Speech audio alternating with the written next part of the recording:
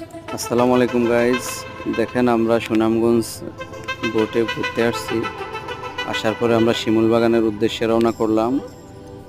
পথে দেখতে পারলাম যে ঘোড়ার রেস চলতেছে, দুইটা ছেলে, পিচ্চি ছেলে রেস করতেছে ঘোড়ার। কি অসাধারণ তাদের দক্ষতা! দেখেন কি স্পিডে সে ঘোড়াটা চালাচ্ছে। ও মাই গড, কি পরিমাণ মানুষ জমছে তাদের এই ঘোড়ার রেস দেখার জন্য। দেখি কে জিতে শেষ পর্যন্ত। ও, কালো ছেলেটাও তো ভালো করতেছে। এখন সমানে সমানে আছে, কয়েকটা রাউন্ড দিতেছে, দুইটা রাউন্ড শেষ করে তৃতীয় রাউন্ড চলতেছে। সাধারণ